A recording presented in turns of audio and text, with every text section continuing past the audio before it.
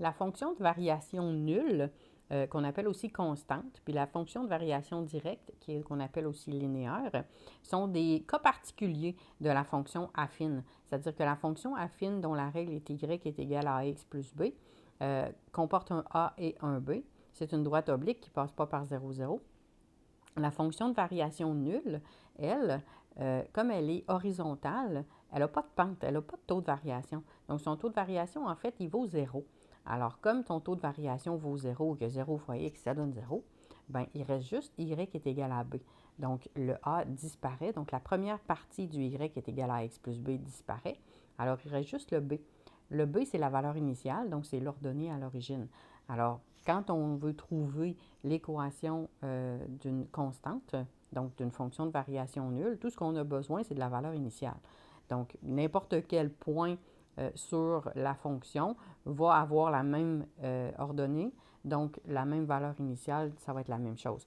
Donc, l'ordonnée ici à l'origine est à moins 1,5. Donc, comme l'ordonnée à l'origine est à moins 1,5, automatiquement, on a ici un b qui est à moins 1,5 et c'est le seul paramètre dont on a besoin pour être capable de trouver la règle d'une constante. Alors, ce qu'on a juste à écrire ensuite, c'est le f de x, ou bien le y, si vous mettez y, là, est égal à moins 1,5 et on a la règle de la constante. Alors, tout ce qu'on a besoin, c'est de la valeur initiale qui est ici. Donc, on a le point 0 moins 1,5. Alors, la valeur initiale étant le moins 1,5, on obtient une règle, f de x est égal à moins 1,5. J'aurais pu prendre aussi n'importe quel autre point sur la droite. Donc, par exemple, ici, le moins 3, moins 1,5. Donc, il est encore à moins 1,5, alors ça ne changerait rien, ça donnerait exactement la même règle. Pour la linéaire, elle, ce qui arrive, c'est qu'elle passe par 0, 0. Donc, le b, qui est l'ordonnée à l'origine, bien, l'ordonnée à l'origine, c'est 0.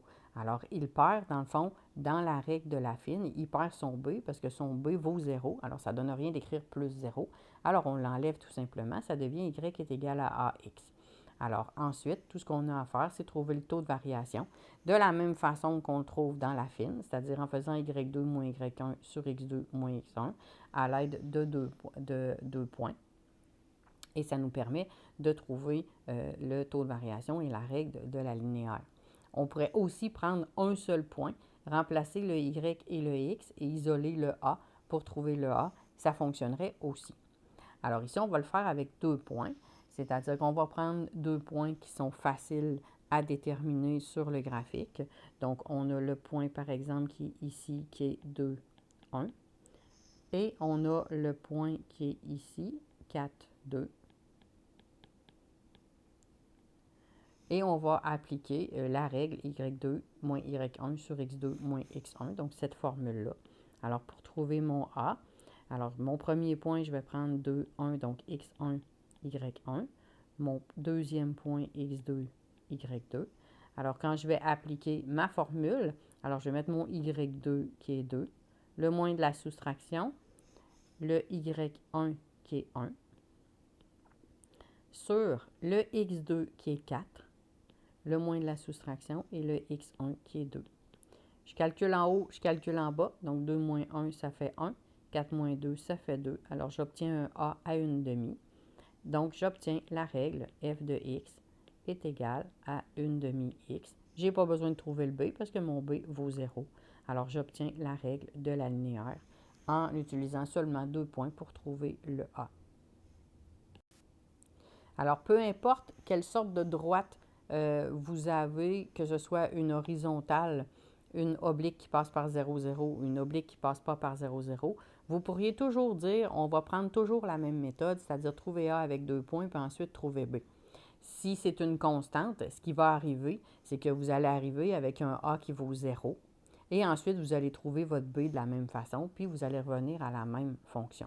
Si c'est une linéaire, à ce moment-là, vous allez trouver un A. Puis quand vous allez faire le calcul du B, vous allez arriver avec un B à 0. Donc, ça revient exactement au même. Vous pourriez toujours utiliser la règle, donc la technique de l'affine, la procédure de l'affine, pour être capable de trouver la règle, la constante et la linéaire. C'est juste plus rapide si vous êtes capable de les identifier d'avance pour utiliser ces techniques-là. Ça va être plus rapide que de revenir et de refaire toute l'affine au complet.